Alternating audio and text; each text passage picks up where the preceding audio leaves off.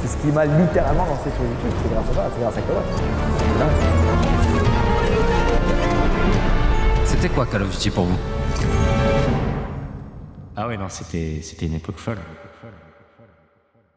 Pour beaucoup, au début, c'était juste un jeu. Auquel on jouait chez les potes ou contre le grand frère. Des 1v en écran scindé, sans oublier le petit 3-6 à la fin. Pour mon anniversaire, mes potes m'ont acheté la Xbox 360 avec Call of Duty 2 à l'époque. Et pour moi, c'était la vraie grosse expérience console et tout. Au début, quand j'ai commencé à jouer, t'avais pas de multijoueur, ça n'existait pas encore. Donc j'avais fait la campagne et tout. J'allais chez un pote qui habitait à 5 minutes et on faisait du mode zombie toute l'après-midi. On allait sur Noctown, on se faisait des 1v1, on prenait les snipers, on faisait des trucs, tu vois, c'était... Un beau jour, j'ai remarqué qu'il y avait un truc derrière l'Xbox, c'était un port Ethernet. Et donc là, à 12-13 ans, quand t'es dans une famille où personne ne joue aux jeux vidéo et que je comprends ça tout seul, ça ouvre des possibilités. Donc on rentre le câble Ethernet et là, j'arrive dans une partie multi. Et j'entends des gens. J'entends le micro, j'entends les gens qui parlent, etc. Et moi, j'ai 13 piges. Et c'est la première fois de ma vie que je rentre dans un truc comme ça. En fait, t'avais le casque Xbox avec, tu sais, genre le truc de téléphoniste, quoi. Et c'était génial, t'entendais que des gens, tu faisais « Mais il m'entend ?» La découverte d'un truc grandiose, quoi. J'apprends qu'il y a des niveaux, des prestiges, que tu débloques des armes. Et je me dis, mais attends, c'est quoi ce truc de fou? Pourquoi moi je joue sur ma PS2 encore et on m'a pas dit tout ça? Et c'est incroyable. On se battait pour le 1 de ratio à l'époque.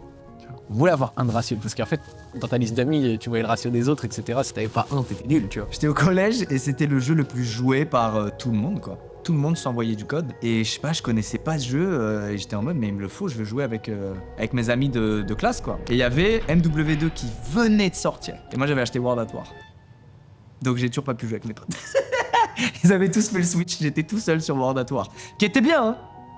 Parlait pas mal de World at War, je vous le dis. Et de là, l'addiction a commencé, ouais. Puis, on a cherché à aller plus loin, devenir plus fort, et on est tombé sur des gars qui se filmaient dans leur chambre. Je jouais avec des potes de l'école parce que c'était mes potes, on jouait, il y avait pas mal qui jouaient à Call of. Et il y a des potes qui m'ont dit ouais mais montre-nous comment tu joues parce que tu finis à chaque fois premier des parties, tu joues au sniper. Et nous on est à la mitraillette, on comprend pas.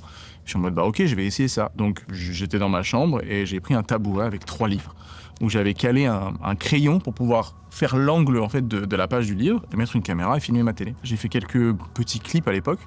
Et j'ai monté cette vidéo-là et je l'ai mise sur YouTube. Je l'ai envoyée à mes potes parce que c'était, à l'époque, la seule façon d'envoyer un lien pour partager une vidéo. C'était le plus facile. Et en fait, j'ai pas regardé la vidéo. Je reviens 2 mois après. Et la vidéo, elle a genre, je sais pas, 2-3 000 vues.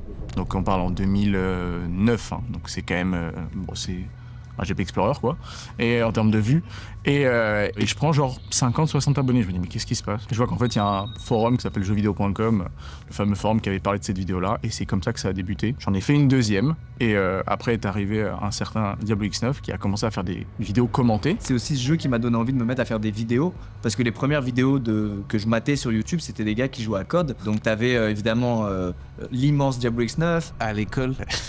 C'est marrant parce que j'y ai pensé il y a pas longtemps. Il y a un pote à moi quoi, qui vient et il me dit hey, tu connais Diablox?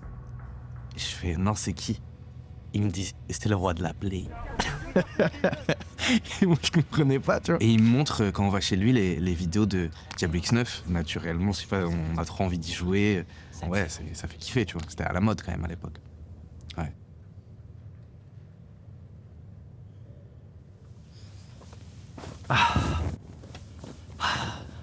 Ok. Code, c'est de la merde. Allez, on y va. On se casse. Merci tout le monde. Je pense que ça vient de mon père en particulier qui a fait beaucoup de radio, télévision. Il avait beaucoup de matos. Donc l'idée même de créer quelque chose, juste de poser une voix sur quelque chose et de l'enregistrer, de base, j'aimais bien. Je crois que l'idée première était d'imiter les gaming live de jeuxvideo.com. Bonjour à tous et bonjour à toutes, c'est Monsieur Pixel Je Pirate. trouvais ça génial, le concept même de juste pouvoir voir un jeu, avoir un aperçu d'un jeu sans avoir besoin de l'acheter avant. Il y a un mélange qui s'est fait un peu automatiquement dans ma tête et où je me suis dit putain j'aime bien les jeux vidéo, j'aime bien cet aspect un peu pro où tu commentes le jeu et tout. Let's go, c'est ce que je veux faire. Et puis par la suite, 2010, je crée ma chaîne YouTube. Et c'est là que tout s'accélère un petit peu, je dirais. Au début, je postais simplement des gameplays, même pas commenter, rien du tout, juste je posais mes gameplays. Parce qu'en fait, YouTube me servait de support pour après les mettre sur le forum. Donc en vrai, j'ai pas vraiment eu l'ambition de me dire je vais me lancer sur YouTube. C'est YouTube me servait de lecteur externe au forum. Et pour la petite info, il y avait aussi Zach Nani sur le même forum. On avait déjà commencé à échanger. À l'époque, lui, il faisait ses premières vidéos, ses toutes premières vidéos. Parce qu'il avait ce qui était rare, un HD PVR. C'est-à-dire quelque chose qui permettait d'enregistrer les parties en HD. C'était le début de la vibe du partage, de YouTube, des gameplays. En fait, le fait d'avoir eu des interactions et voir que ça plaisait aux gens, je me suis dit, bah ok, j'en ai fait une, on va en faire 2. Et puis après, ça s'est jamais arrêté, puis il y en a eu plus de 1000, mais ouais, c'était ça le truc, quoi. Et du coup, on va faire 2. Ça a vraiment été, pour moi, probablement un des meilleurs Call of auxquels j'ai joué à cette époque, en tout cas. Enfin, ça coïncide un petit peu avec la période où je produisais le plus. Le jeu était, à cette époque, et avec les connaissances et la vie que j'avais à ce moment-là, exceptionnel. On s'amusait trop bien. J'avais une bonne bande de potes avec qui je jouais aussi régulièrement. Je pense que c'est aussi ça qui joue beaucoup, et accessoirement dans le fait que le contenu marchait aussi bien, c'est que les gens prenaient du plaisir à regarder quelqu'un qui s'amuse avec d'autres gens. Last kill, guys.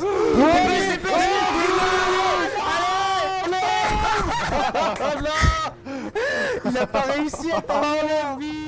Parce que moi, j'étais assistant d'éducation et j'étais aussi animateur en centre de loisirs. J'avais cette aisance à expliquer de manière simple les choses. La vidéo qui a vraiment buzzé sur la chaîne, c'était les 10 conseils sur Black Ops 1. Contournez des campeurs ou plusieurs joueurs.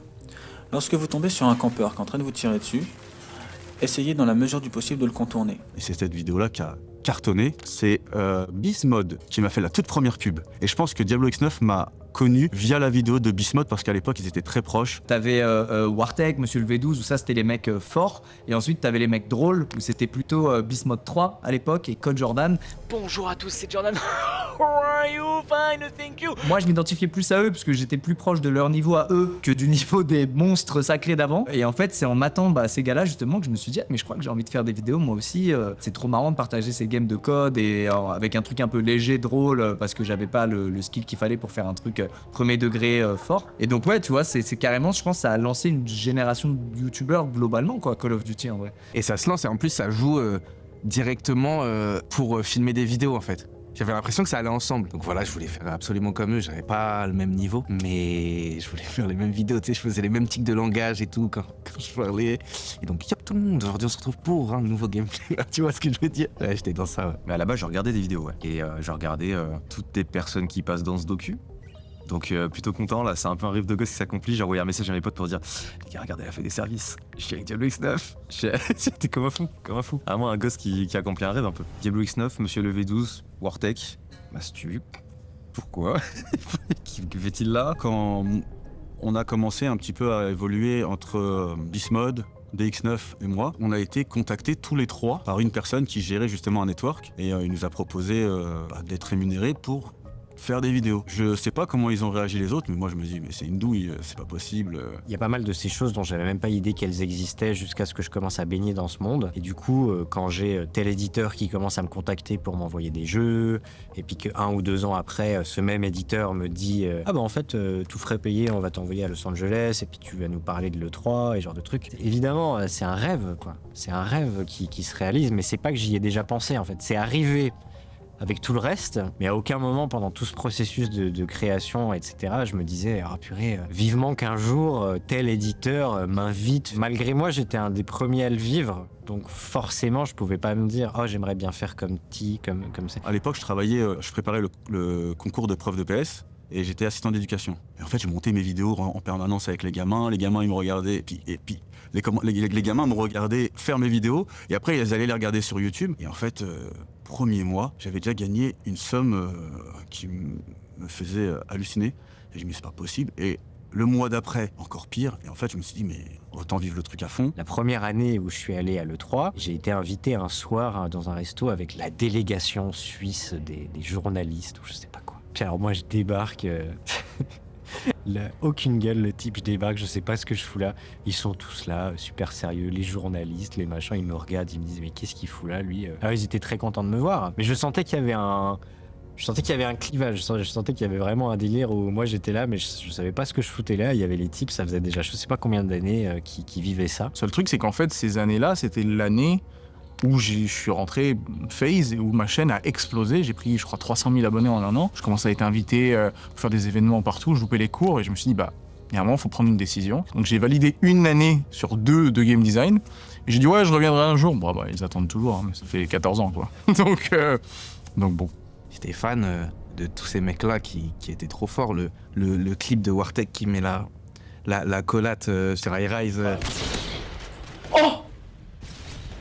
Oh, triple headshot. Je pense que je l'ai vu 100 fois, c'est un de mes moments préférés de ma vie, je pense. De voir ce moment-là, j'étais comme un ouf. Honnêtement, je me souviens parfaitement de ce moment-là, même 10 ans plus tard. Mais j'ai plus aucun souvenir de la partie d'après, parce que j'étais tellement matrixé par ce qui venait de se passer. Et ça a été, ce qui est un des tournants de ma chaîne, c'est ce truc-là. Mais nous, on en parlait pendant des heures de ce truc-là, tu vois. Il y a d'autres époques où Michael Jackson, quand il fait son premier moonwalk, ça a le même impact, Wartech qui fait sa collate, tu vois ce que je veux dire. La team FaZe, à l'époque, c'était la team la plus légendaire. T'en avais plein d'autres, t'avais les Optiques, t'avais les Acid, les Obey, enfin il y avait plein de teams. Et en fait, rentrer FaZe, c'était une consécration. C'était particulier parce que c'était que des joueurs snipers qui faisaient des montages évidemment, qui avaient des niveaux globalement tous assez bons, mais surtout ça représentait la capacité de faire des clips, des enchaînements, ce qu'on appelait des kill feeds ou des trick shots, et de les mettre en montage avec de la musique et rendre le moment en mode où tu passes 2-3 minutes devant un montage où tu fais wow, mais comment il fait? Il y a un côté artistique quand même. Moi, mes joueurs de foot préférés, c'est genre Neymar, c'est Messi, c'est des gens qui mettent une touche de magie dans tout ça. Et je trouve que la FaZe, c'était un peu les Neymar de Call of, tu vois. Il y avait du style, j'aime trop, ça se la raconte.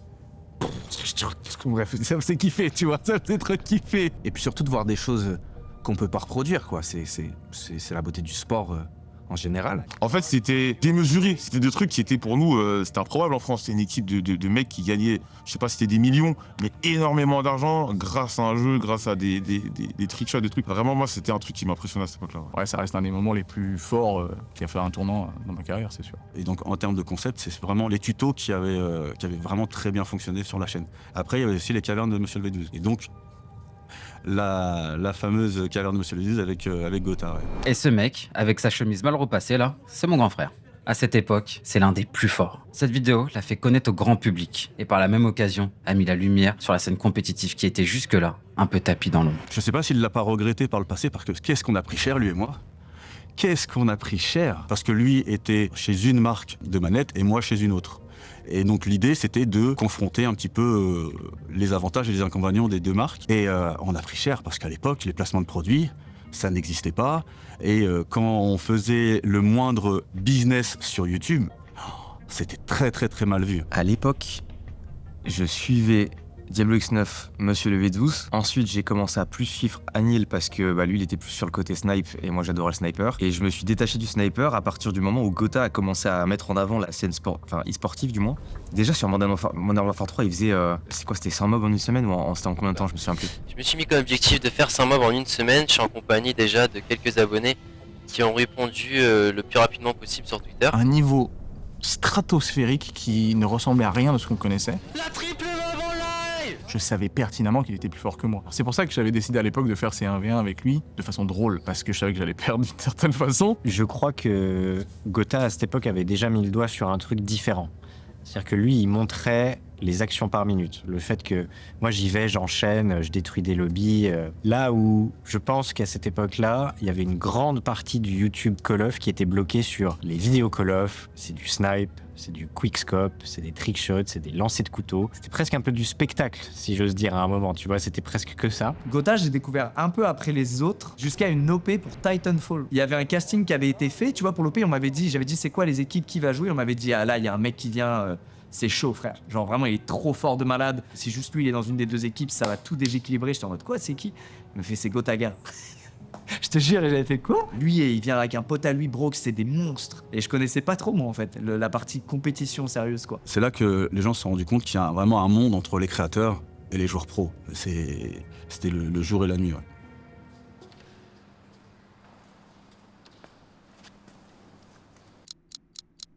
Je cherchais des mecs forts. Et des mecs forts, il y avait que lui. Grand respect. Hein. Grand respect à tous les autres youtubeurs, mais on était jeunes, on était doués, on était gifted.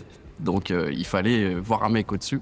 C'est lui qui m'a clairement influencé dans la compète. Et je pense comme beaucoup d'entre vous. J'ai toujours voulu prouver que j'étais meilleur que les autres. J'ai jamais vraiment excellé dans un sport et j'ai jamais trop été poussé dans le sport en lui-même. Donc c'était aussi le moyen d'être un petit peu dans ma bulle et de me concentrer sur quelque chose. C'est quelque chose que j'adorais faire. Et en l'occurrence, du jour au lendemain, j'ai découvert quelqu'un en jouant une partie. Il était super fort et je lui ai dit « c'est bizarre, comment ça se fait que t'es aussi chaud et tout ?» Et il m'a dit « écoute, toi aussi t'es plutôt un bon joueur, est-ce que tu voudrais rejoindre notre équipe ?» Et du coup, j'ai fait un test, c'était un 1v1 à l'époque, des choses qui se font plus du tout aujourd'hui. Et c'est là où j'ai vraiment commencé à mettre un pied dans la compétition. Moi, du coup, je commence ça, c'était sur Call of Duty 3. Donc, c'est pas le meilleur Call of, je vous l'accorde, mais juste à ce moment-là, pour moi, c'était le meilleur Call of Duty. C'est le premier où j'arrive. Et là, bon, évidemment, on passe de Code 3 à Code 4, on passe du vélo à l'avion, on va dire. C'est vraiment un changement de dingue. D'un coup, ça a été le déclic total. Je me suis dit, mais c'est exceptionnel. Moi, je deviens complètement taré. Enfin, franchement, à ce moment-là, mes parents, je pense qu'ils devaient se demander ce qu'ils allaient faire de moi. Je ratais les cours, je faisais n'importe quoi. Bon, heureusement que j'en suis un petit peu là aujourd'hui, sinon ça aurait été très compliqué. Mais des petits sites pour les OG, LNP, Live and Play. Et à l'époque, un truc qui était génial, c'était la chatbox. Pour ceux qui se rappellent, on arrivait sur le site des Certo et on tapait juste, il y a des mecs qui mettaient GoMix, machin, on mettait notre gamertag et c'était parti. Et j'ai commencé, je sais même pas si ça existe encore, mais en match à mort par équipe. On jouait en 6 contre 6, 5, vraiment c'était rien à voir. Donc évidemment, c'est pas la chose la plus compétitive, mais à cette époque-là, on n'en savait rien. Il faut savoir qu'à l'époque, en 2009, en recherche et instruction, ça transpirait déjà. Il y avait une équipe française, des UIPF, Unité d'intervention des prédateurs français. Le nom de fou, c'est qui a été une des équipes pionnières de la compétition sur LNP. Et donc du coup, nous on a commencé à faire de la compétition un peu comme ça. C'est World at War qui sort après. Pareil, là moi du coup on fait très potes avec Gotha, on joue énormément ensemble. Il n'y a pas beaucoup de Français qui vont sur World at War, c'est un jeu qui est un peu boudé par la communauté. Gotha et moi, en vrai, sur Code 5, on est, je pense, les deux meilleurs Français à jouer. Il y avait d'autres joueurs qui étaient là aussi, un petit peu nos rivaux à cette époque-là, et le rival de Gotha à cette époque-là, qui était déjà I Love Barbie. Et on fait une équipe avec justement Tomé et Daredevil, où on termine... genre tout en haut de Game Battle, on gagnait pas 1 euro. Je crois qu'on fait du 178 victoires pour 3 défaites, un truc comme ça. Enfin, vraiment. Après avoir passé des heures et des heures à se confronter en ligne, on a voulu passer à l'étape supérieure. Se rejoindre pour s'affronter en physique, en LAN. Les tournois où tu ramenais ta manette, ta console, ton écran et que le meilleur gagne. Faut voir le truc où on a 15 ans en fait à ce moment-là. Et je me rappelle, ma mère était paniquée que je prenne le train, tu vois. Alors tu prends le train, tu fais comme ça, ensuite tu fais ci, tu fais ça, tu fais ça, tu fais ça. Moi j'habitais dans le sud-ouest de la France, donc déjà prendre le train tout seul c'était une folie. Je crois que j'avais rejoint peut-être Gotha à La Rochelle pour qu'on y aille ensemble. Enfin voilà, mes parents étaient en mode oulala, il va à Paris tout seul. Là-bas c'était, enfin on arrive, on nous dit en fait vous allez pouvoir dormir sur place. C'est en haut que vous dormez, j'arrive, il y a pas de lit en fait, il y a rien, et on nous dit non mais vous pouvez dormir sur les tables. Là, je me dis, oula, enfin, moi, ça se passe pas comme ça chez moi, on dort pas sur les tables normalement. J'ai convaincu mes parents, je leur ai dit, voilà, écoutez, c'est organisé, j'ai un hôtel tout prévu, etc. C'est carré, il faut juste que je prenne le train. C'est complètement faux, j'ai menti, il y avait pas d'hôtel, il y avait rien. J'ai dormi sur une table. La salle a été ouverte, c'était en mode, bon, vas-y, les matchs sont finis, faites ce que vous voulez de votre soirée, les mecs, et puis salut, quoi. C'était comme ça, en fait. Genre, c'était une ambiance, tu vois, c'était un délire. Il y a le mec de la LAN qui venait nous voir 2 à 3 fois par heure, qui nous dit, je sais pas si on va pouvoir la finir, je sais pas si on va pouvoir continuer. Des fois, il y avait plus d'électricité. Donc ouais, cette LAN-là, j'avoue que je l'ai un petit peu mis de côté. Et du coup, on fait notre première vraie LAN où on se fait pas avoir dans une salle comme ça. Sur MW2, je crois qu'on joue avec Azox, si je dis pas de bêtises. Il y avait des tables de jardin avec des chaises pliables. Gotha, je le connaissais un petit peu de nom parce qu'on s'affrontait en ligne. Il savait que j'étais pas fan du personnage au début. Et dès que je l'ai rencontré, du coup, il m'a demandé s'il y avait un problème, pourquoi je l'aimais pas. Et moi, j'ai été très franc, je lui ai dit tout de suite que je l'aimais pas. Faut comprendre un truc, c'est que Gotha de l'époque, c'était tout pour la gagne. Alors que moi, j'avais cette approche de faut gagner, mais dans les règles. Et du coup, voilà, on a eu ce petit moment. Je sais qu'il aime bien en parler, mais je crois qu'il a aussi aimé cette franchise que j'ai eue dès le début. Et on est chez Échelon. Il y a des images qui sont trouvables sur Internet là-dessus. Là, je découvre un petit peu plus la vraie scène Code. On a quasiment tous le même âge à cette époque-là. Que des potes. Franchement, c'était incroyable. Ça faisait des barbecues dehors, etc. Dans les couloirs, ça faisait des crêpes. C'est pas une blague. Des crêpes, ça vendait de l'eau, des sandwichs à la saucisse. Enfin, c'était presque ambiance tournoi de foot du dimanche, mais dans un tournoi de jeux vidéo, tu vois. Il y a eu pas mal de fois des petits problèmes aussi avec les organisateurs. Certains qui sont partis avec le cash prize, par exemple. On gagne, on joue contre Daredevil en finale. Ça se finit à 5h du matin, il n'y a pas grand monde qui en entend parler. Et en plus de ça, on va jamais toucher le cash de la LAN. Donc à ce moment-là, essayer de convaincre les parents que l'e-sport c'est comme ça. Quand tu dis j'ai gagné, je vais avoir tant d'euros à ta mère et que 2 mois après, du coup l'argent, non, on n'a pas quoi. Donc, mais ça fait de nous sur ce moment-là la meilleure équipe sur MW2 quoi. Bon. Mais ça restait quand même bien pour l'époque et c'était quand même à chaque fois un événement parce que tout le monde avait trouvé en LAN en fait. C'était cette époque-là où ça commençait à monter à chaque fois, tu vois, d'une étape de plus, tu vois. Et on finit à faire une LAN en Angleterre, qui est notre première LAN européenne avec Gotha. On fait le CL2. Il y avait une partie Mythics de l'équipe avec Gotha, Agony et moi. Et il y avait une partie avec Reckless, qui était l'équipe de Carnage. Et Gotha, Carnage, à cette époque, sur Black Ops 1, c'est compliqué de faire mieux au niveau des individualités. Moi et Agony, on était là pour faire un petit peu le sale boulot, etc. Moi, tout ce qui était objectif, c'était l'objectif player, donc le gars qui allait se jeter dans les points, qui allait poser la bombe. Et quand on était dans le mal, j'étais un peu comme Lohan, en gros, le gars qui défendait avec lui, qui l'aidait, qui tenait la baraque pendant que les deux autres allaient s'amuser, quoi. Et eux, franchement, c'était des shooters confirmés, on va dire déjà à cette époque. On gagne la LAN, je vais pas dire facilement, mais du coup, c'est les images avec Tomé, ceci, cela que vous connaissez très bien. Okay, so obviously getting a little bit heated here on stage. Shake hands at the end of the game. It was a little banter. It's a little bit. Il faut comprendre qu'à cette époque-là, on gagne la LAN, je reviens à la maison, je suis pas encore chez moi, Gotham met un message, il me dit je crois que les autres ils sont en train de manigancer un truc bizarre dans le bus, ils rentrent avec Maxi, je crois qu'ils veulent prendre Maxi à ta place. Là moi je dis les gars vous êtes des cinglés, on vient de gagner la plus grosse LAN, et Gotham il me dit non mais t'as complètement raison, s'ils font n'importe quoi, moi je viens avec toi, on refait une équipe. Au final, c'est Agony qui dégage et on prend Maxi.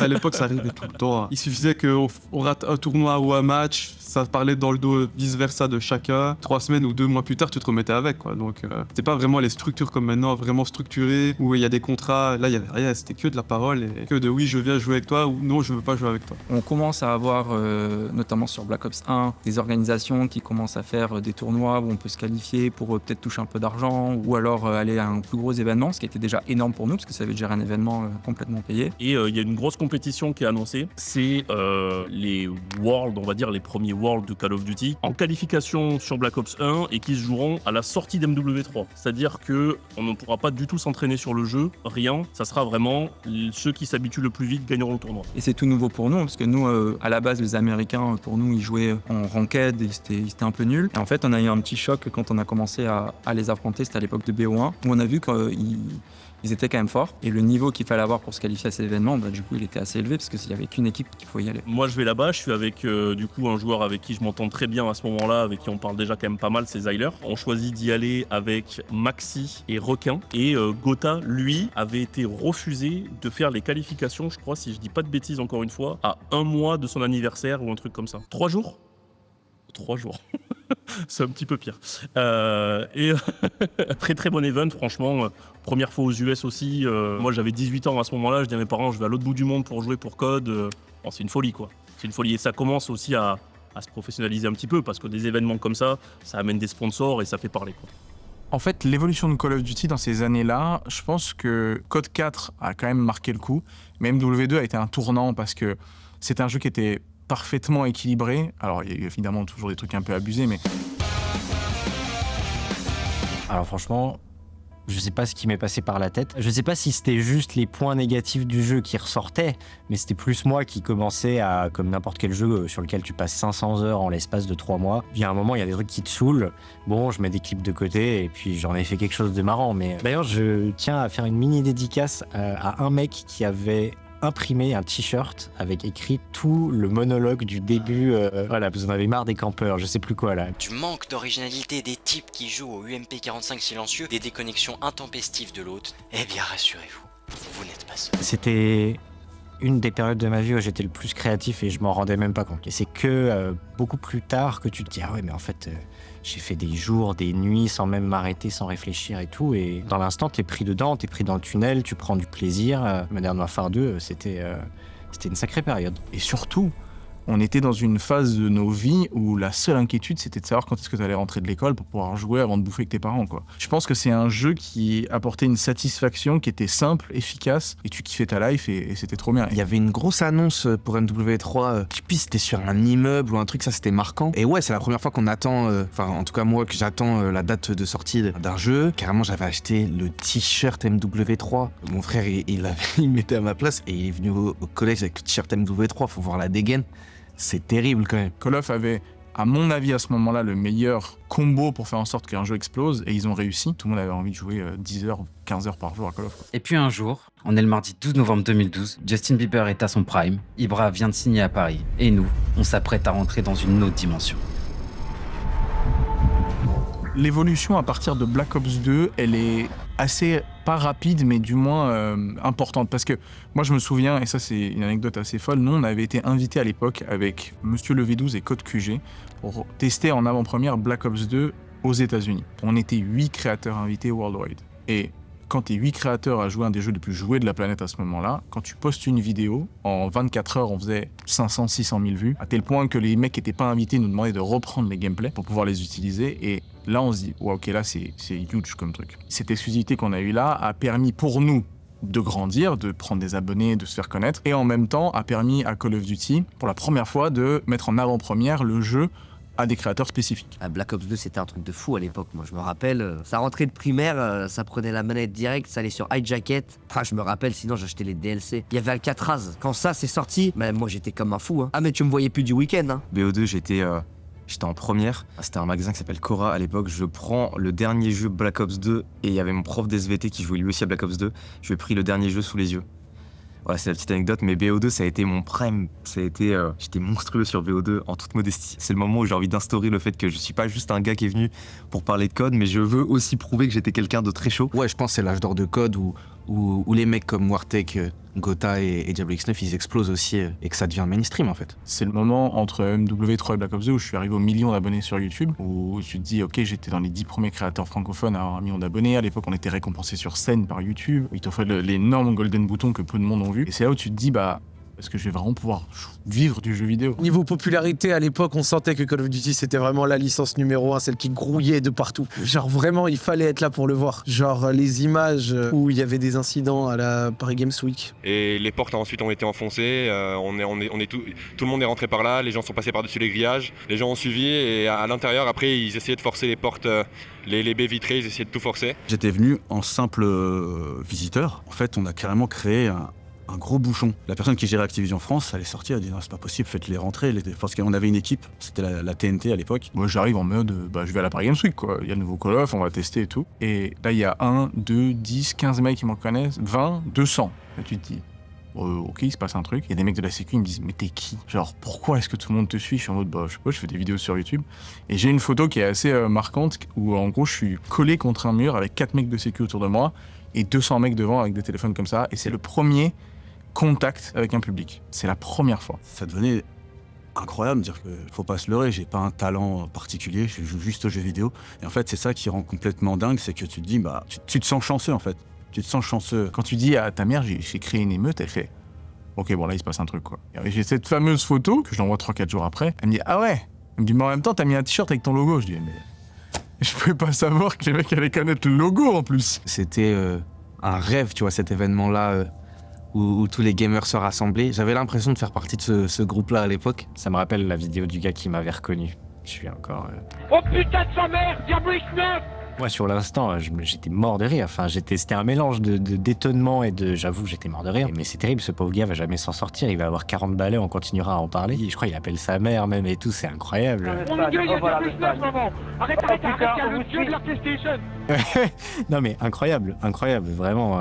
Entre MW3 et BO2, ça a été une communauté qui s'est peut-être multipliée par 4 ou 5, c'était incroyable. On a récupéré beaucoup trop de joueurs. Les gens ont adoré les maps, les gens ont adoré les armes. C'est encore des maps qui sont iconiques aujourd'hui, qui ressortent en remaster et dont tout le monde parle aujourd'hui. Pour moi, c'est vraiment l'âge d'or, c'est cette époque-là. MW3, BO2, c'est le pic. Tout le monde jouait à code, tout le monde connaît. T'avais plein de sous-compartiments, entre guillemets. T'avais Call of Duty, et donc dans Call of Duty, t'avais les Monsieur le V12 qui eux faisaient du public. T'avais la compétition, Gotaga et compagnie. T'avais le zombie, t'avais l'e-sniping, les snipers tout court, qui ne font pas forcément de l'e-sniping. Et donc du coup, en fait, t'avais tout un lot de trucs, de sous-compartiments qui cohabitaient connaissaient et qui, pour la première fois, via BO2, avaient des connexions les uns les autres. En 24 heures, il bat le record de son prédécesseur avec 500 millions de dollars de recettes, ce qui en fait le meilleur lancement de tous les temps à l'époque. Et moi j'aimais trop le mode zombie. Je voulais juste rentrer et faire un max de manches sur Transit. J'ai toujours kiffé les films d'horreur, tout mon daron. J'avais 11 ans, quand il était pas là le soir, il disait tiens regarde ça. J'ai regardé tous les Resident Evil, tous.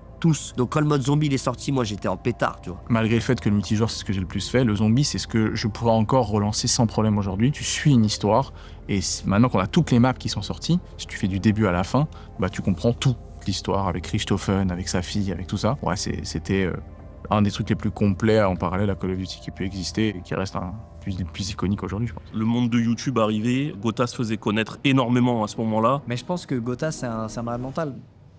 Je pense que les gars qui étaient aussi chauds que lui, ils prenaient pas le temps de créer du contenu à côté, tu vois. Ils tryhardaient les entraînements et eux c'était compète.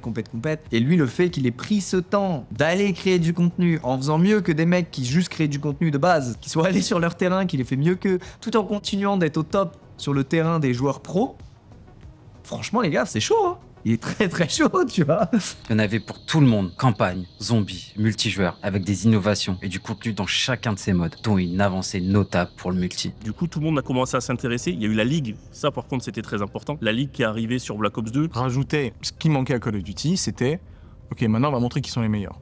Black Ops a réussi à faire comprendre que le FPS pouvait devenir un jeu compétitif sur console. Pour moi, c'est peut-être la pire ligue qu'on ait eue, mais c'est la première expérience de compétitive d'énormément de joueurs. S'il vous plaît, Call of Duty, remettez une ligue comme celle de BO2. Qu'est-ce que c'était bien. J'étais très sensible à la compétition de base, je regardais beaucoup tout ce qui se faisait et tout ça. Mais c'est vraiment Black Ops 2 où moi-même je me suis dit, ah bah en fait, vu que maintenant il y a un mode compétitif, c'est trop cool, puis il y a un classement, donc c'est hyper addictif. Et j'ai commencé à mettre un pied doucement dedans, puis je me suis hissé très modestement au rang de Master Top 1, quoi, à plusieurs reprises. Là, si vous voulez, je vous passe des clips. J'ai des clips de zinzin. C'était en classé, j'ai des clips de fous furieux. La compétition rejoint un petit peu le monde de YouTube. Tout le monde est là, tout le monde commence à tout connaître. Il y avait de plus en plus d'équipes qui s'investissaient dans le jeu et qui pouvaient potentiellement commencer à discuter sur des salaires, des petits salaires.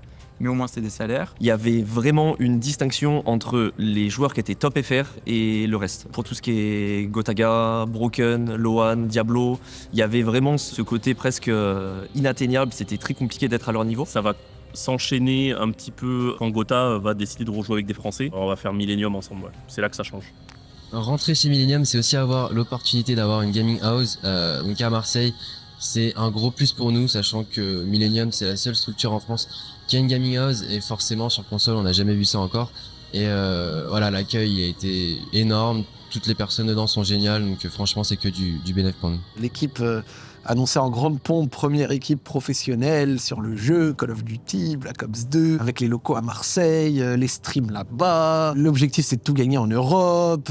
Faut comprendre que quand on est chez Millennium, on comprend qu'on a une force de frappe qui est dingue, avec Gotha surtout. Et en fait, quand Gotha allume son live, on fait 15 000 viewers sur Dailymotion. 15 000 viewers sur Dailymotion, c'est pas 15 000 viewers sur Twitch. Il n'y a pas de ils ont reçu une notif, ceci, cela. Ça n'existait pas à cette époque. Quand on fait 15 000 personnes, premier live dans la GH, là, les mecs, ils commencent à se lever, à dire oula, mais qu'est-ce qui se passe dans la salle à côté? Il fait 15 000 viewers, le mec, etc. Et donc à cette époque-là, être avec Gotaga ou battre Gotaga, ça te permettait de gagner de la fame. En dehors des gens qui en ont profité en étant avec lui, je suis peut-être l'un de ceux qui en a profité en étant contre lui. Mais indirectement, grâce à lui. Tu vois ce que je veux dire? Et voilà, donc du coup, arrive la Foreign Arena 2. C'était la première de Millennium Gotaga, Millennium Carnage, Millennium Loan, Millennium Agony. On passe les tours les uns après les autres. Et là, on arrive en demi-finale. Je me rappelle, face à Millennium, ils sont ultra favoris. Et le HP, bah, il se passe ce qui se passe. Dani, tu vas avoir un duel là à gauche. Il arrive à lui Bien joué de sa part. Attention, ils sont à 239. Dani, faut que tu fasses le taf.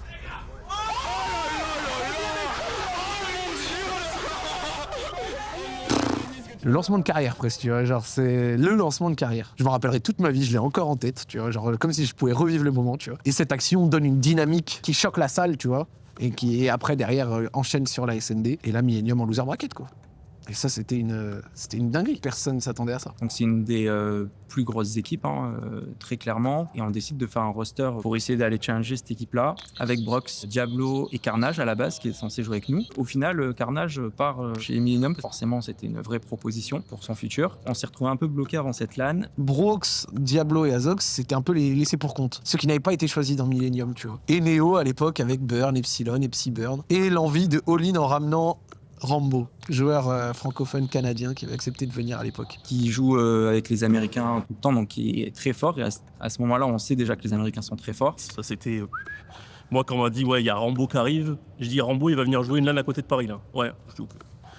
C'était le match de la tension le dimanche matin, le dimanche début d'après-midi, ça devait être entre les deux. Celui qui perd est éliminé. Et là, toute la salle qui explose. En plus, c'était mythique ce qui s'était passé parce que dans les cartes, c'était hyper serré. Il y avait des choses de dingue qui s'étaient passées. Non, c'était trop fort. C'était trop fort. Je me rappelle encore de la vidéo où genre à la fin sur le HP Raid, genre quand il y a le dernier kill qui est fait pour permettre à Epsilon de gagner, toute la salle explose, Smarat il fonce sur Samir, les deux ça trash talk dans tous les sens et tout. Oh. Ah, c'était trop fort. On gagne cette LAN et ça c'était vraiment des sensations incroyables. C'était tellement une nouveauté. On était en fou sur les LAN que pouvait faire Gotha, Brox, le trash talk de Brox quand il se met debout et qu'il fait let's go.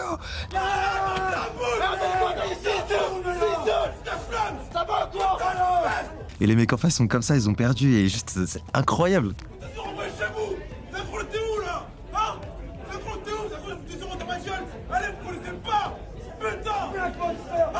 Le voir en direct, c'est vraiment un autre monde. J'étais juste derrière Gotha, il y avait Lohan en face, et là quand je parlais tout à l'heure de Trash Talk, c'était électrique. On est les meilleurs, bande de putain! Revire-moi encore! Revire-moi! Il y a beaucoup de gens qui me voyaient, moi, comme un méchant, qui voyaient Brox comme un méchant. Et la vérité, c'est que même en face à face, il n'y a jamais eu vraiment d'insultes méchantes. Il y a des mecs qui ont déjà insulté méchamment, mais les mecs qu'on connaissait depuis Code 4, quand on s'est insulté, à la fin, on va serrer la main, bien joué. Sur les images de Cologne, on peut me voir, je prends Gotha dans mes bras, je dis qu'ils méritent, ils ont bien joué. Ouais, même si juste avant, quand je gagne la map 1, faut que j'essaye de les mettre au fond. Et les gens vont dire, ah, t'as crié, mais t'as perdu. Oui, mais c'est sûr que si tu cries qu'à la fin, c'est facile. C'était exceptionnel. Moi, ça m'a insufflé un truc de purée, ils font de leur vie un truc tellement stylé et tellement cool. Alors que jusqu'à maintenant, on nous avait rabâché, tu feras rien de ta vie avec les jeux vidéo. Et là, ils ouvrent une branche qui est en fait si nouvelle, si fraîche et tout. C'est trop stylé. En plus, il y avait déjà des mecs comme Brooks, grand noir, musclé, beau gosse, s'habille bien, joue aux jeux vidéo. T'es en mode, gars est parfait. Il trash talk des mecs qui sont à moins de 2 mètres de lui. T'es en mode, mais c'est incroyable. Et Gotha, à l'inverse, trop fort sur les jeux vidéo, mais force tranquille, trash talk à peine. De temps en temps, il lâche une petite phrase, mais globalement, c'est détruit les adversaires et Brooks trash talk pour lui. C'est juste incroyable, c'était parfait. Moi, j'adore. Franchement, ils ont été une source d'inspiration de fou. Mais c'était une bonne époque, ouais. Jordi, gros joueur. Mais il n'y a pas eu de lumière, quoi. Voilà, si je me revois à Reflex GT, on allait jouer la finale contre Tomé. Moi, je vais dehors, stressé un peu. Je rentre dedans, je le vois dans l'espace fumoir, vodka Red Bull, énorme. Je dis quoi? Je me dis c'est pas possible. Je dis Jordi, tu fais quoi? Il me dit je me prépare. Ok. Je dis mais il me dit t'inquiète, je vais les enculer. Il les a enculés. Je dis ok. C'était irréel quoi, irréel. Bon, il y a des mecs qui ont essayé de faire la même chose, ça s'est moins bien passé, mais. À cette époque, il y avait eu du coup le passage Millennium qui avait laissé une grosse blessure, je m'en rappelle, parce que le passage Millennium s'était fini en flop au Call of Duty Championship, avec l'équipe qui avait complètement implosé, les égos, les embrouilles, etc. C'était profondément décevant parce que t'avais vraiment un quatuor d'un niveau sur le papier qui avait tout ce qu'il fallait pour être top 3 en Europe et qui constamment sous-performait, se faisait battre par des équipes. Jamais il devait perdre, jamais. D'où Gotaga, Brox, Carnage, Diablo, ça perd contre Killerfish. Après cette désillusion, le duo Gotha et Brox change d'approche. Ils décident de reformer une équipe avec d'anciens teammates. Thomas, Azox, Agony, et il avait gardé Brox. Le tout sous un tout nouveau tag, pas encore présent sur la scène console. AAA. Et donc du coup, c'était une équipe qui avait une vibe beaucoup plus positive. Et après, effectivement, arrive Team Vitality. Je pense qu'à ce moment-là, Gotha, il se dit Millennium, est-ce qu'il y en a vraiment besoin? Est-ce qu'on peut peut-être pas créer un truc à nous? Créer un truc qui nous ressemble plus? Bon, aujourd'hui, peut-être moins, mais... À cette période-là, Gotha, il avait une grosse force, parce que déjà, compétitivement, c'était un des meilleurs joueurs. Mais en plus de ça, il amenait une visibilité, et ça, pour les équipes, c'était super important. Quand on jouait avec Gotha, on était sûr de pouvoir faire que ça. Et ça, c'était notre but à tous. Et à ce moment-là, Vitality, c'était stylé. On était curieux en mode, Gotha, il lance ça. Structure son équipe, sa structure qui va avec. Ok. On a l'annonce aussi de la Paris Games Week qui arrive avec le SWC, un tournoi qui est légendaire. Je me rappelle encore de tous les jeux PC, notamment par exemple Counter-Strike, toute la scène Counter-Strike qui disait ouais bon, Call of Duty pour le SWC.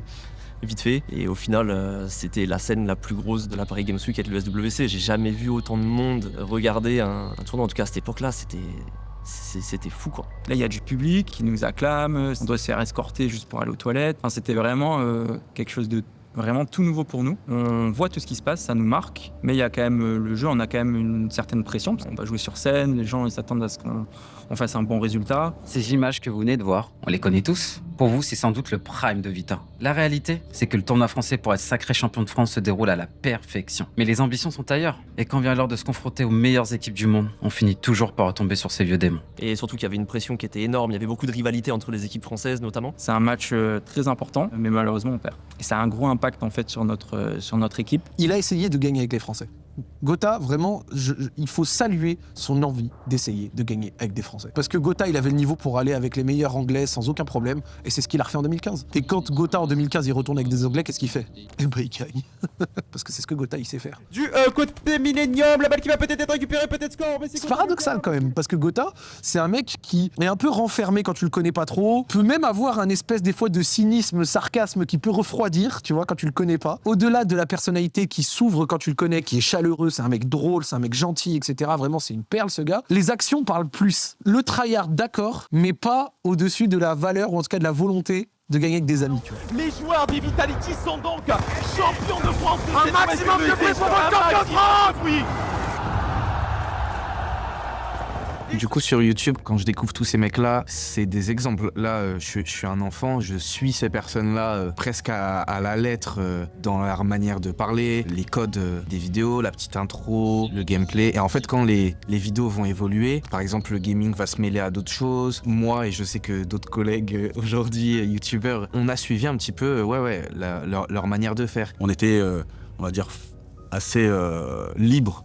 On avait du temps et du coup, je pense que des moments, on a tendance peut-être un peu à idéaliser certains Call of Duty et je pense que c'était plus la vie qu'on menait à cette époque qui fait qu'on adorait ces Call of Duty. Ouais, je pense que cette période a aussi beaucoup sensibilisé les gens au fait que tu peux jouer à des jeux vidéo et ne pas te sentir seul parce que tu sais, il y a vraiment cette image du gamer un peu seul devant son écran. Je sais à travers mon expérience qu'il y a des mecs que j'ai marqués parce que c'était des périodes de vie qui étaient compliquées et qui ça leur permettait de s'échapper de ces moments durs. Je suis très content d'avoir pu à un moment ou à un autre faire partie de leur vie et que 10, 12, 15 ans après, ils s'en souviennent encore. Et j'ai toujours été fier de me dire que c'est un peu du donnant-donnant. Je me suis toujours adressé aux gens et j'ai toujours créé du contenu en me disant que c'était comme des potes à côté de moi sur le canapé, qu'on était en train de jouer à un truc. Et du coup, je le vois à travers les gens que j'ai attirés et quand les gens viennent me parler, etc., je le sens, c'est très bienveillant et je les en remercie. Je pense que ce qui fait que la période de 2010 à 2013 était la plus marquante, c'est parce que c'était simple. On allumait une caméra, on était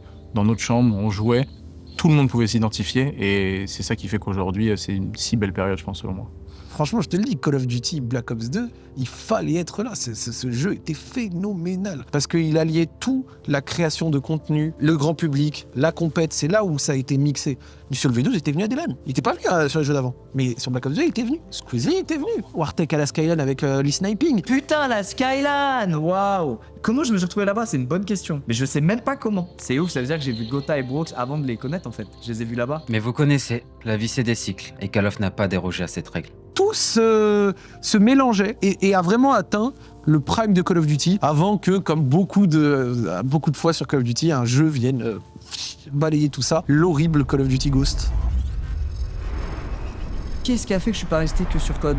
Bah je pense que j'ai fait une petite overdose. Comme tout le monde, vu que quand c'est le seul jeu auquel tu joues pendant des années, au bout d'un moment, t'as envie d'explorer autre chose. À côté, je mets ça, il y a d'autres licences.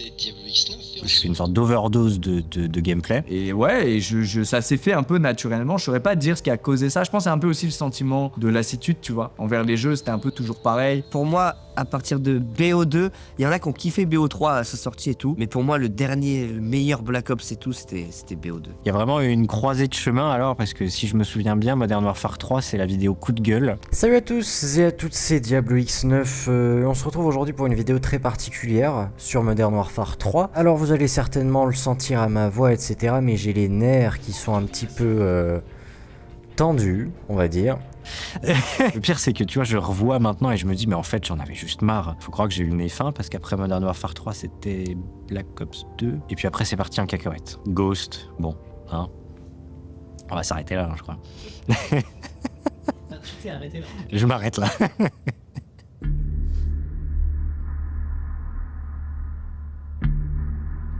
Je ne céderai jamais à la nostalgie de faire genre que non, c'était pas si mal, il était horrible. Le mode League était inexistant et absolument horrible. Il était moins suivi. De toute façon, à la fin, il n'y a pas besoin de tortiller. Hein. Genre, franchement, c'est le jeu qui est venu mettre un coup d'arrêt à cette golden période de 4 ans qui était fabuleuse. 4 bangers, les 4 étaient phénoménaux. Donc Black Ops 2, je me tue au jeu.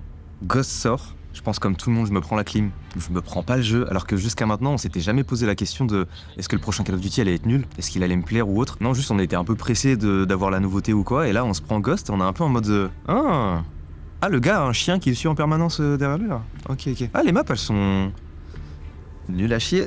Putain, c'est vrai, c'était comme une trahison. Non mais c'est vrai. Je suis pas sûr que le jeu soit si mauvais que ça. La communauté avait quand même déjà beaucoup de choses à dire sur MW3 et BO2 quand même. MW3 ça devenait trop kids friendly, trop facile. Et je crois que Ghost, ouais, ça casse le truc. Et ouais, je pense que je lâche Call of à ce moment-là. Et moi, le déclin, je le ressens un petit peu différemment de tout le monde. C'est que BO2, ça a été le top pour tout le monde. Mais après, n'importe quel jeu qu'il y aurait eu, je pense, honnêtement, ça aurait pas plu. Moi j'ai vraiment bien aimé le jeu parce que le côté compétitif était vraiment bien poussé. Mais oui, après pour les casus, c'est vrai que le jeu était pas exceptionnel. Mais non En tant que créateur de contenu, c'était l'époque où tu commençais à vivre c'est quoi la création de contenu quand tu avais des hauts et des bas. Ça, c'était un bas. Parce qu'en fait, à l'époque, tu étais aussi dépendant du jeu. Quand le jeu générait moins d'intérêt, tu faisais moins de vues. Et ça, tu le ressens.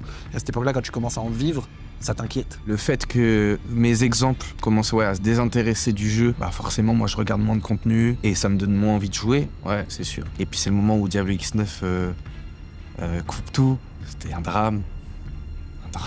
Mais j'avais déjà un pied dehors. Clairement, j'avais déjà un pied dehors. Dans ma tête, je pense que ça s'était un petit peu installé que jouer sur console à Call of, tant que je retrouverai pas mes empreintes des anciens, j'y retournerai pas.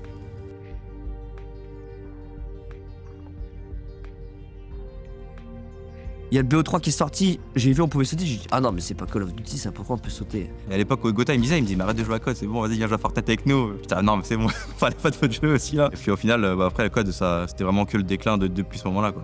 Black Ops 3, on avait beaucoup d'espoir parce qu'effectivement, on a peut-être un truc qui peut être cool, il y a un mix entre l'univers de Treyarch et de ce qu'on connaissait et tout, mais je sais pas pourquoi Ghost a été aussi violent pour ce décrochage, mais même Black Ops 3 était en mode Bah, le jeu d'après, voilà, hein, la spéciale encore une fois, après Call of Duty Ghost 2014 qui avait fumé la dynamique de l'âge d'or de Call of Duty, bah, en 2016 ou en 2017 sort la bouse nucléaire, le pire Call of Duty jamais sorti, Infinite Warfare. Horrible, je crois que c'est le Call of Duty le moins bien vendu de l'histoire. Le trailer était sorti, il avait le teaser, il avait un record de pouces rouges. C'est vraiment l'époque où Call of Duty, en France, là, c'est le point final. Tu vois, genre, il y a eu l'âge d'or, Ghost, Advanced Warfare BO3, ça remonte un peu, et là, la descente à un niveau dans les enfers, dans les abîmes. Pour la petite histoire, j'avais été invité par Activision pour le tester, le jeu. En fait, quand ils nous font le reveal là-bas, je regarde, je crois que c'était Zach qui était à côté de moi, et en fait, moi, je vois le jeu et je fais « Ah non, ça va pas marcher ». Côté compétitif, ça suivait le même schéma pour ceux qui étaient là depuis le début. BO2, Ghost, AW, c'est 3 jeux qui n'ont rien à voir. Donc si t'as pas une niaque énorme quand la saison elle commence et que le jeu il sort et que t'as pas envie d'y jouer, c'est déjà foutu. Et après Infinite Warfare, bah quand j'ai vu le trailer, j'ai dit non.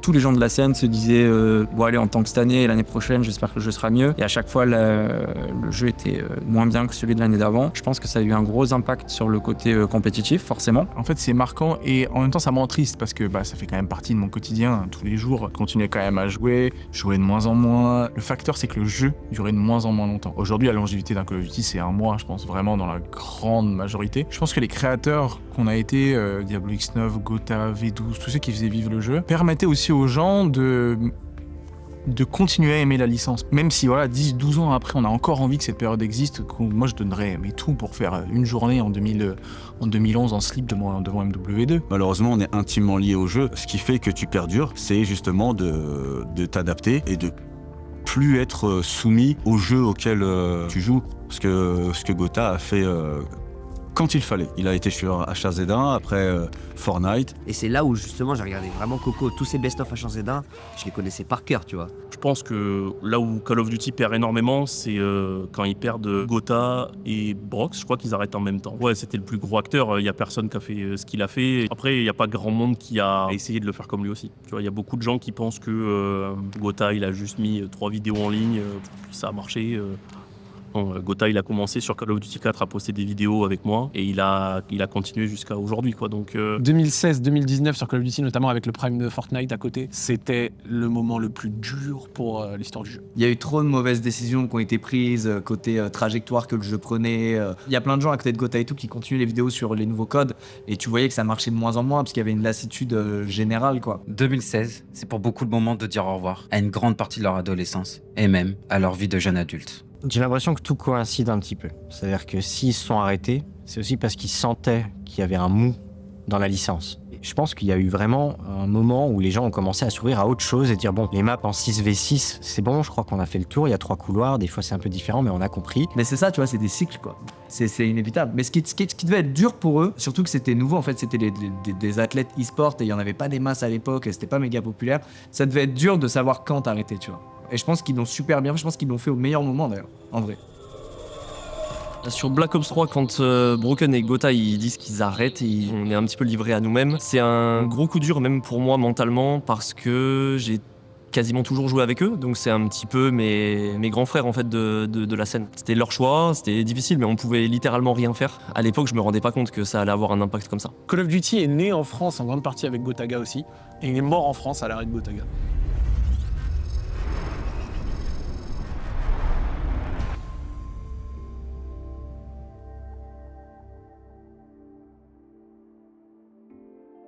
Comment est-ce qu'on se sent juste avant de jouer les Millennium?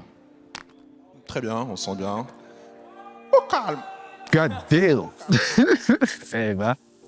Ça date, hein. J'imagine qu'on a perdu parce que j'ai aucun souvenir qui me dit que j'ai battu ces Millennium-là.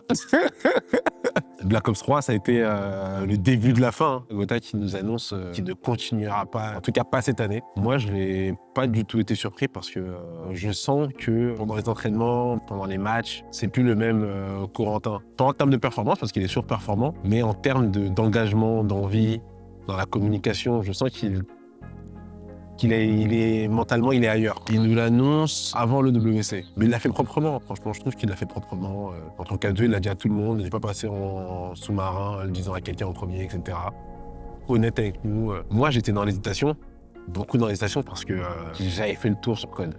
J'avais fait le tour. Ça faisait beaucoup trop d'années que j'avais joué à Call of Duty. Et que là, j'avais juste plus la flamme, quoi. J'avais juste plus la flamme, j'avais plus envie de me battre, j'avais plus envie d'aller m'entraîner. Ce qui nous a aussi peut-être mis une gifle, Gotha et moi. Enfin, c'est même pas, peut-être, c'est sûr, hein. Le gap qu'il y avait avec les Américains à ce moment-là, sur 2-2, j'ai eu la chance de connaître Rambo, qui nous a trouvé des matchs d'entraînement avec des Américains. Donc nous, on les avait jamais vus encore, on les connaissait pas du tout. Là, dans le lobby, il y a qui apparaît? Un certain Demon Karma.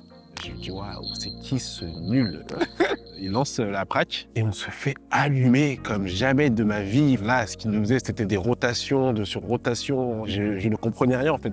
Et je me souviens, j'ai eu cette discussion avec Gotha pour la première fois au Optique, pendant le déplacement à la EGL. Je dis à Gotha, lui, il était très, très confiant. Genre, le Gotha le plus confiant du monde. Je crois qu'il venait d'être champion d'Europe, d'ailleurs. Et moi, je me rappelle, je lui parle et je lui dis, écoute, Optique va venir. Et à ce moment-là, lui, il n'a aucune idée de qui sont les Américains. Je lui dis, Optic va venir, ils ne vont pas perdre une seule carte du tournoi. Et il me dit, non, tu vas voir, on va les battre, etc. Après le tournoi, il revient me voir et il dit, bah, excuse-moi, t'avais raison. Ils avaient cette avance-là qui, déjà, était démoralisante. Il y a eu aussi le fléau qu'on connaît, les pilules magiques qui prenaient. Moi, je me souviens Pour pas name drop, hein, je me souviens d'un joueur très connu des États-Unis pendant un tournoi où je ne jouais pas. Et à un moment, il y a Gotha, Samy, Néo et moi, on est dehors. Et qu'il y a ce joueur-là qui vient et qui se met à côté de nous et qui jongle avec sa pilule. et qui nous dit « Tant que vous n'aurez pas ça, vous ne nous battrez jamais ». Ce moment précis m'a fait dire « Je ne reviendrai pas dans l'e-sport ». Pas sur COD en tout cas. À ce moment-là, il y avait Whalers. Pour moi, c'était un relève idéal. Petit jeune qui joue à l'assaut. C'était moi au mieux. Je me suis dit « Ouais, c'est bon, je peux partir. » J'ai fait ce que j'avais à faire. Même si j'avais des plus grands rêves, évidemment. Je voulais aller prendre des Worlds, etc. Malheureusement, c'était pas possible. Et après, la chose qu'on n'avait pas anticipée, c'est que, le Fresh Monster apportait plus que lui-même ne pouvait s'attendre sur Call of Duty. Dès qu'il est parti, tout s'est éteint. Il n'y avait plus rien. En tout cas, en Europe, on a laissé les clés de Vitality à Whalers et Reskin. Moi, je suivais un peu de loin parce que j'étais resté chez Vita. Gotha, lui, était parti explorer d'autres options. Voilà, il voulait un peu découvrir aussi. Comme lui-même, on aime bien dire, Call of Duty nous a tellement donné, mais nous a tellement tout pris que encore aujourd'hui, on continue de découvrir des jeux qui sont sortis il y a 15 ans. Ce que je n'ai pas anticipé, c'était qu'est-ce que j'allais faire après avoir pris ma retraite.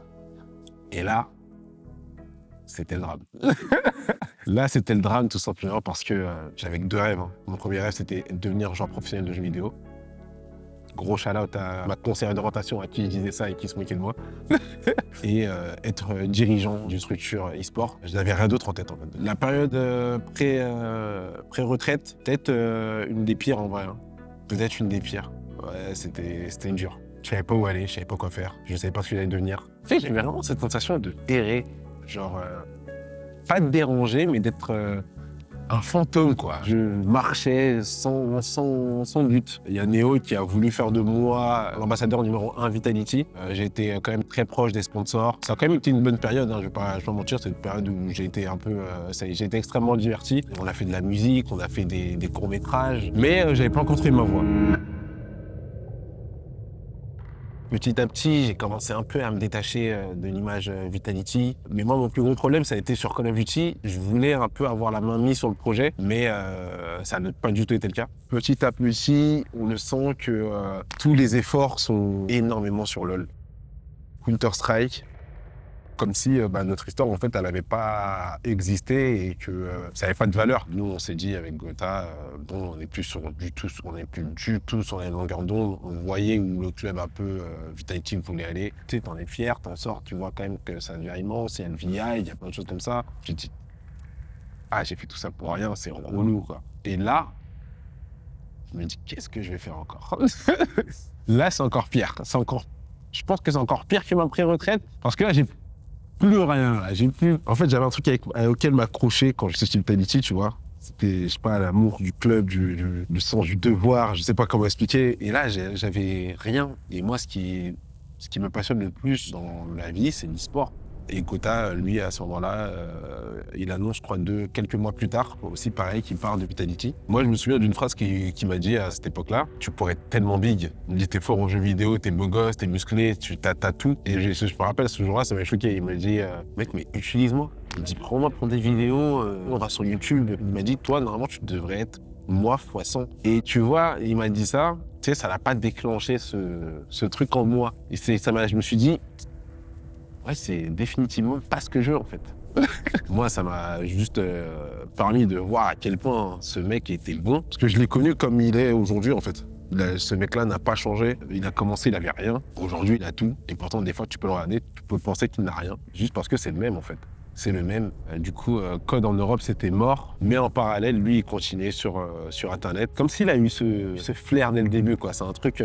il voit des choses qu'on ne voit pas. Internet commençait vraiment à devenir, genre, extrêmement big. Et même si j'étais pas le plus connecté, je pouvais pas passer à côté de ces choses-là. C'était juste incroyable ce qui commençait à arriver, quoi. J'espère que vous allez bien, les amis. C'est tout ce que vous faites de la journée. Mais t'as pas les droits. T'es viré. J'ai juste foiré mon homme. Quoi?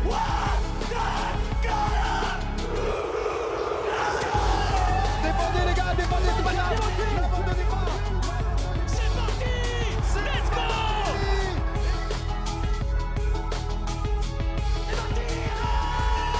Moi j'ai envie que Code là ça revienne, tu vois, j'ai envie d'avoir des petits joueurs, des petits cracks comme les Hydra, etc. Qu'on soit triste, qu'on a envie de pleurer quand ils perdent et qu'on soit tout joyeux comme si on venait de gagner la Coupe du Monde quand ils gagnent un match, quand ils passent un truc, tu vois. À ce moment-là, je pense qu'il y a déjà des discussions parce que Brox, en off, j'essaie de le cuisiner et il a un sourire. Je peux pas te parler, je peux pas, tu vois. Tu sais comment je rigole. Non, mais mec, je peux pas te dire, machin. J'ai dit, ok. Un jour, je me rappelle, je vais sur Twitter, je vois une équipe qui s'appelle SBG. Quand je vois ça, je dis, ils sont foutus de ma gueule. Ils sont foutus de ma gueule. Je vois SBG et je cite le tweet. Je dis, ça, c'est sûr, c'est l'équipe de Gotaga. Le S, on sait pas qui c'est, si on savait. Et je me rappelle le jour où il y a l'annonce Gentlemate. En plus, je me rappelle. Oh, les bâtards, ils font un trailer de malade. Ils ont des belles vestes blanches, à des maillots de fou. J'ai fait, il y a de l'oseille, hein. Et ouais, il y a la prestigieuse. Gentlemate. C'est comme ça que nous appellerons. Tout commence ici. Tout commence ici. Tout commence ici.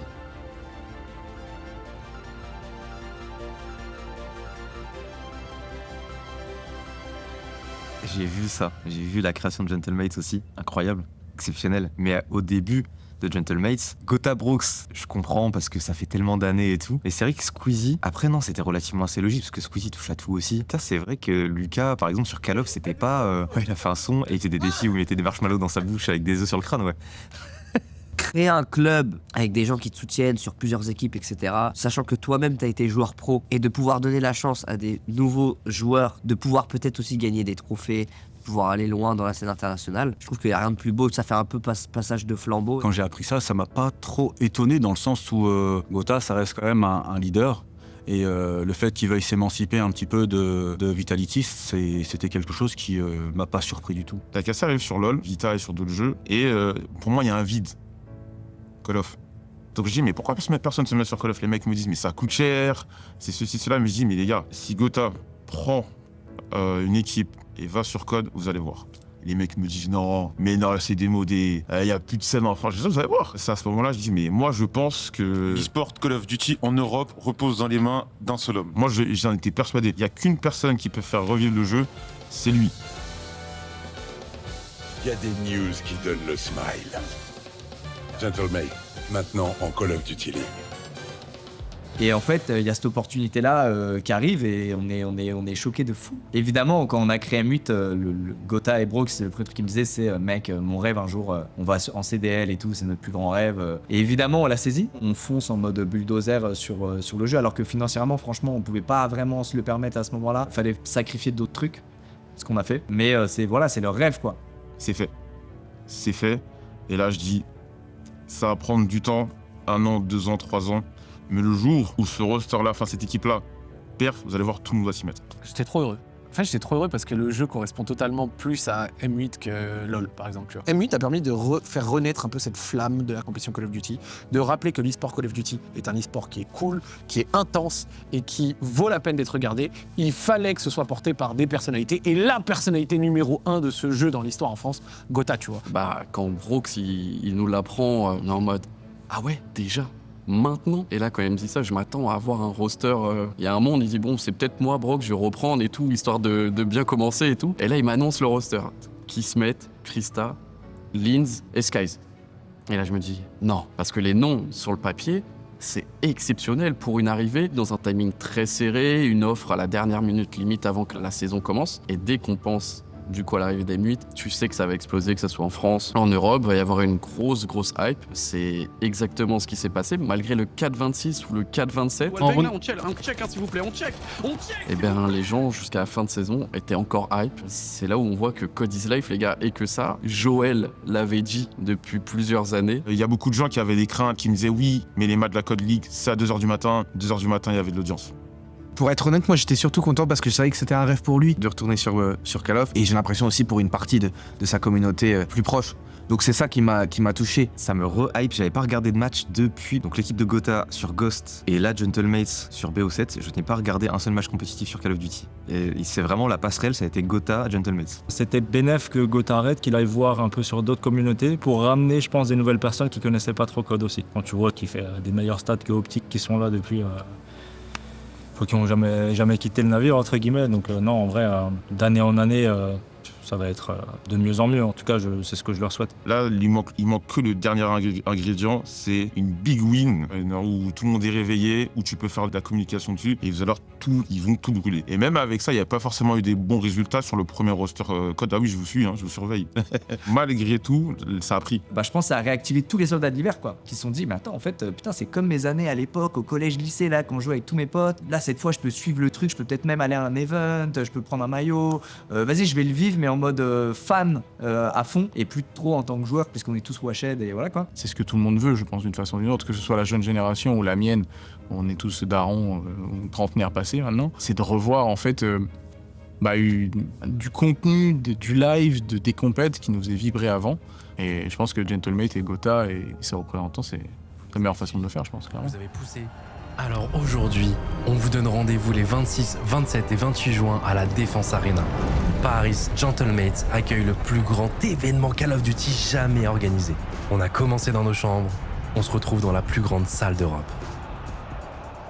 Là, pour le coup, je me suis dit, là, c'est huge. Dès la deuxième année, qu'ils fassent confiance à l'équipe, venir en France comme ça, c'est un truc de malade. Mais, quelque part, je pense que moi, j'y croyais déjà avant même que le projet soit lancé. C'est incroyable, hein. Tu déconnes. Ça fait un joli retour aussi pour la licence, comme tu le dis, qui semblait un petit peu perdue sur la scène compétitive pendant un moment. La revoir comme ça, autant à fond maintenant via Gentlemate, c'est incroyable. Voir Call of remplir une salle comme ça, pour réunir autant de gens qui ont grandi avec Call of ou qui le découvrent avec... parce qu'il y a des plus jeunes qui jouent aussi aujourd'hui, évidemment, qui peuvent tous se retrouver au même endroit, c'est incroyable. Moi, je sais que j'ai des potes, tu vois, des potes du lycée, qui m'ont envoyé des messages il y a 2-3 mois quand vous avez annoncé l'événement Code à Paris, là. On dit, gros, chope des places, s'il te plaît, ça va être incroyable. Alors que c'est un événement Call of, tu vois. Je me dis, mais il n'y a plus trop d'événements Call of, tu vois. Il n'y a plus du tout d'événements Call of. Donc c'est cool que Coco et tout, sachant qu'ils viennent de cet univers-là, ils puissent organiser un major à Paris comme ça. Non, franchement, c'est incroyable. D'ailleurs, Elise, chope-moi 4 places, s'il te plaît. Mais déjà, le major va marquer les gens.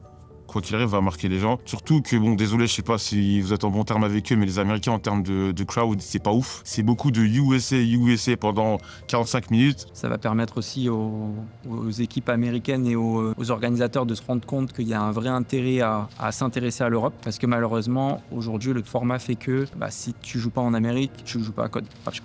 Ils avaient déjà eu un peu une sorte de pré-show avec le Major 1 sur Black Ops 6 à Madrid, où les fans M8 avaient fait un boulot mais dingue du début à la fin alors qu'on est sorti le premier jour. Et là je me dis, à Paris, à la Défense Arena, je pense que ça va être l'événement qui va marquer la compétition, du moins même sur plein de jeux différents. Ce rendez-vous-là, au-delà de regarder de l'e-sport et de la compétition et tout, c'est un peu une réunion de la première génération qui a grandi devant des vidéos YouTube, je crois.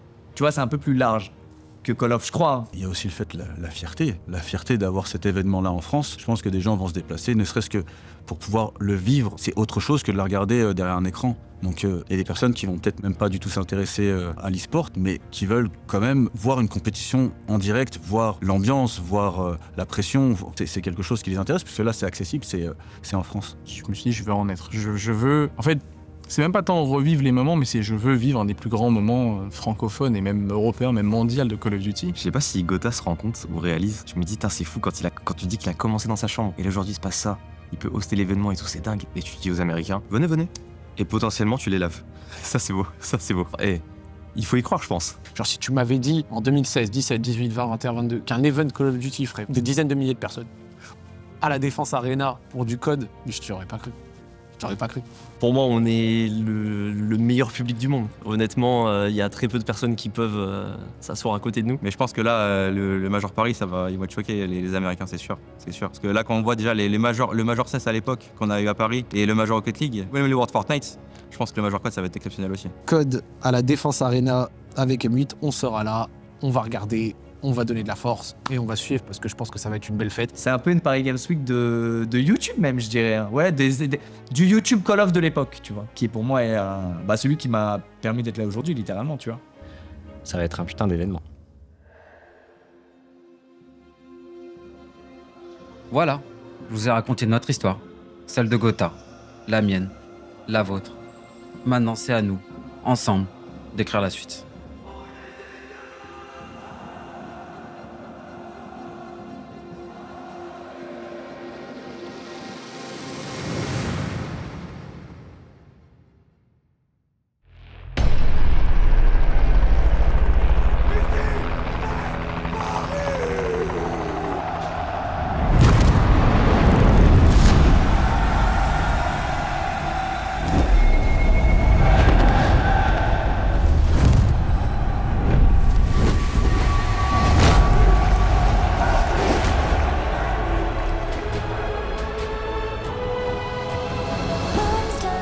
Tu vois, moi, dans 3 ans, ça fait 20 ans que je fais des vidéos.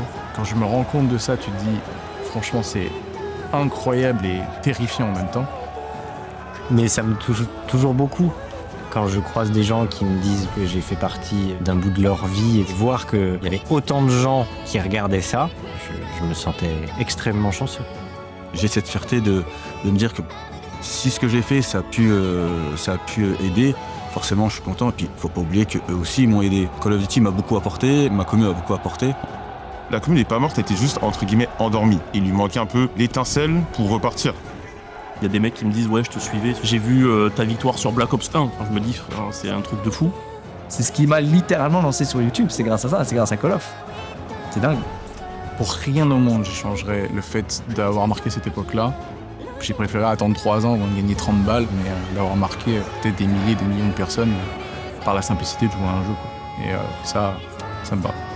Et je suis fier aussi de faire partie de cette génération-là qui nous a laissé croire que en jouant à des jeux vidéo, on pouvait faire de grandes choses.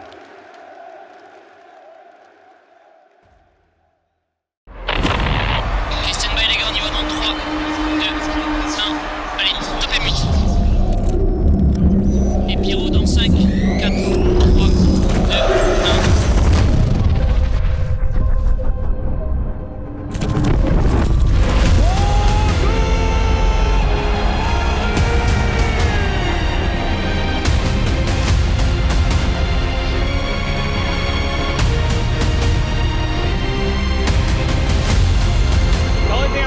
Who's my I run this fucking country.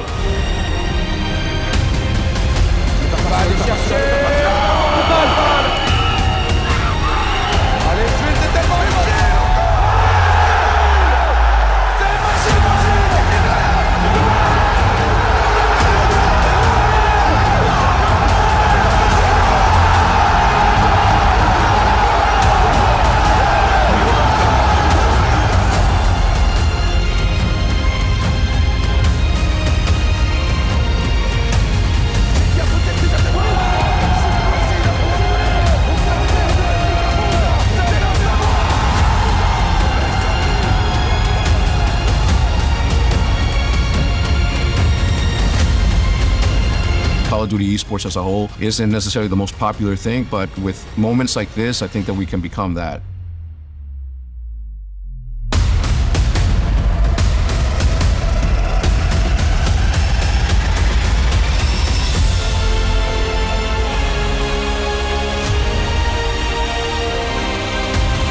That's the biggest we've seen in Call of Duty.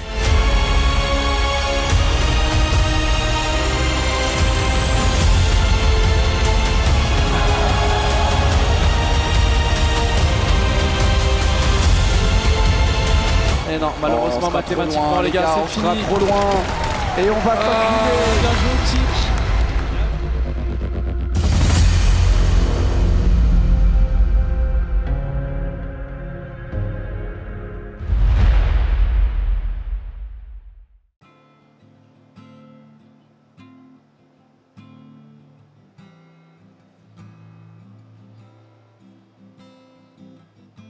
C'est une immense fierté où je pensais pas que c'était possible. Même quand on a créé Gentlemate, je pensais que si un jour on avait une équipe Call of Duty déjà, ça mettrait beaucoup de temps. Il y a une opportunité, on l'a saisie et pouvoir en tout cas essayer de refaire vivre Call of Duty en Europe et du coup principalement en France.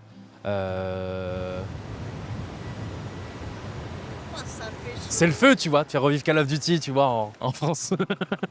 Hey, il fait chaud derrière, hein. Waouh. Ah, c'était pas prévu, mais écoute, voilà, comme quoi le destin fait bien les choses, et c'est un peu pareil avec du coup cette opportunité de pouvoir organiser notre major. On a été un peu prétentieux, on s'est dit, on a une commune de fous, on a plein d'autres qui nous suivent, il y en a plein qui, je leur fais confiance et je sais qu'ils, tu vois, ils viendront. Et bah là, on est la veille. Je sais pas trop à quoi m'attendre. Je sais qu'il y a beaucoup de places qui ont été vendues. Pour l'instant, il y a tous les tests qui sont en train d'être faits, c'est incroyable. Et là, j'ai juste hâte que tout soit rempli là autour là. Et que juste ça crie quoi.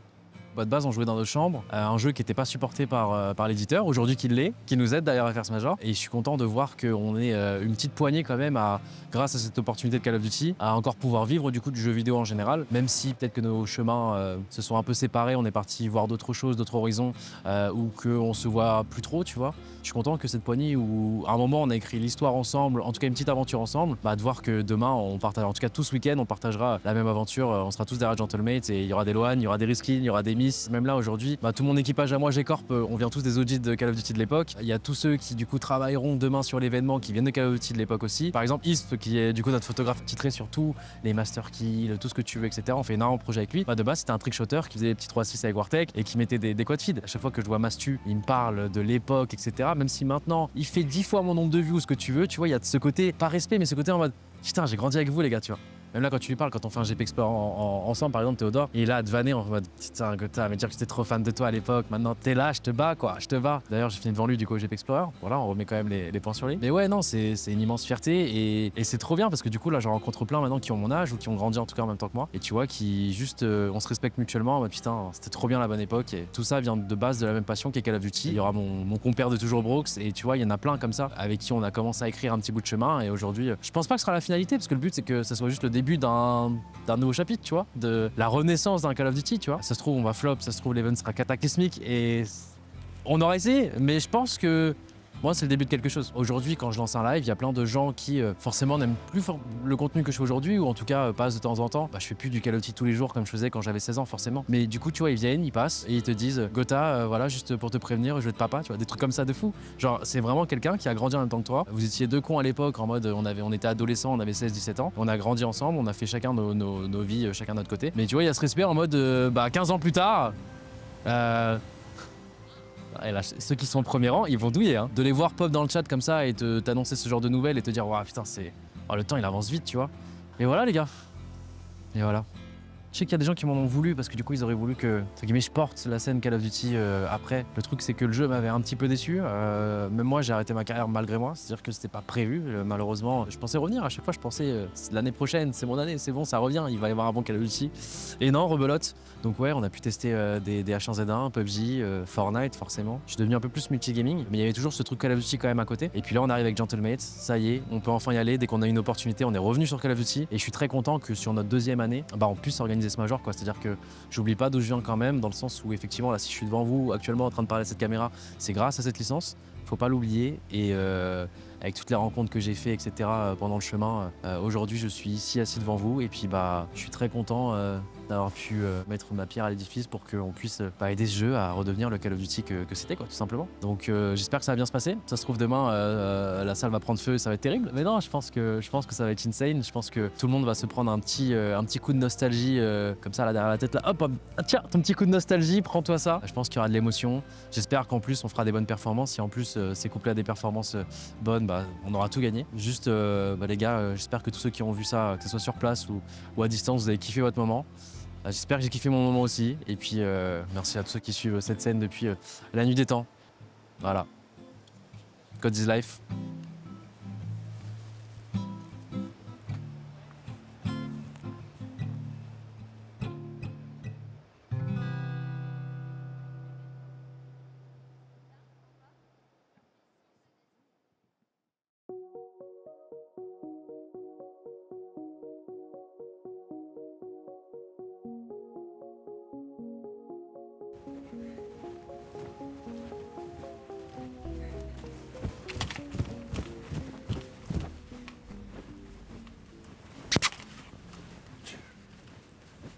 Ok. Bon, vas-y, je m'assois pour de vrai, les gars.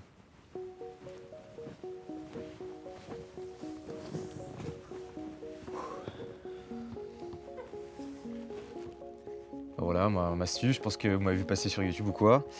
Quand est-ce que j'ai commencé à jouer aux jeux vidéo? Ouf, ça remonte de ouf. En vrai, c'était...